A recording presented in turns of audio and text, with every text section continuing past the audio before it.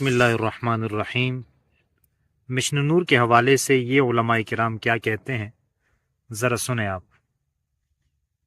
تو خان صاحب نے مشن نور کا اعلان کیا ہے کہ قوم سے کہیں کہ قوم 20 ستمبر کو رات چھتوں پہ چڑھ کے اذانیں دے تاکہ اس مصیبت سے ہماری جان چھوٹ جائے۔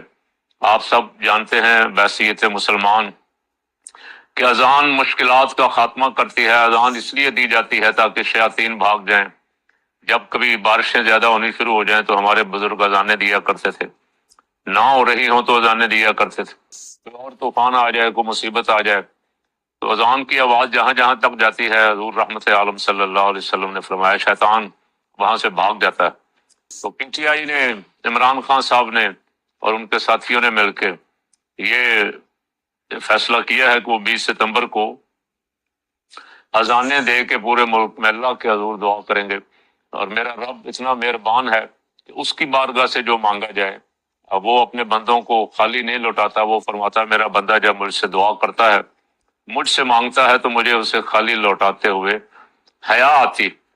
تو اللہ کرے مسلم اپنے پی ٹی آئی والے سارے کے سارے مرد بھی اور خواتین بھی اس طرف متوجہ ہو جائیں، ناچنے گانے والے پروگرام چھوڑیں اور اللہ سے توبہ کریں اور اللہ کی طرف متوجہ ہو جائیں، اذانیں دیں، نمازیں پڑھیں۔ اللہ کریم جو مشکل ہے وہ ٹال دے گا۔ اللہ تعالیٰ اس ملک کا بھلا۔ قرآن مجید میں اللہ تعالیٰ نے محمد صلی اللہ علیہ وسلم کو اپنا آخری رسول قرار دیا ہے، اس کے بعد اس پر ڈبیٹ ہی نہیں ہوتی۔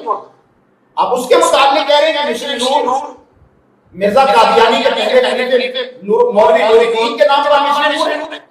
انا للہ و انا الیہ راجعون۔ میں کہتا ہوں کہ اس سے بڑی دشمنی اور اس سے بڑی گھناؤنی سازش اور اسلامی کوڈ یوز کرنے کا اور کوئی طریقہ ہمارے مخالفین کے پاس نہیں ہو سکتا جو اس وقت ہو رہا ہے۔ حالانکہ دیکھا جائے تو قرآن مجید فرقان حمید، اس میں اللہ تبارک و تعالی نے ایک آیت نازل فرمائی ہے، پوری سورت نازل فرمائی ہے جس کا نام سورت ہے، سورۃ النور۔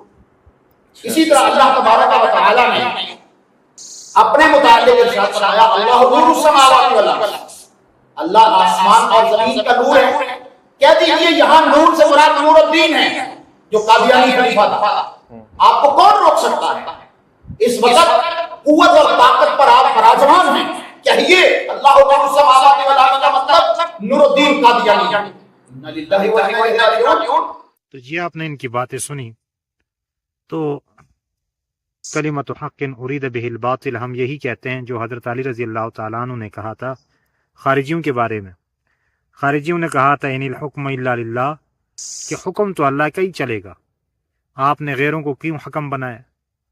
تو حضرت علی رضی اللہ تعالیٰ عنہ نے فرمایا کلمۃ حق ارید بہ الباطل، کہ کلمۃ حق ہے لیکن جو اس سے ارادہ کیا گیا ہے وہ باطل ہے۔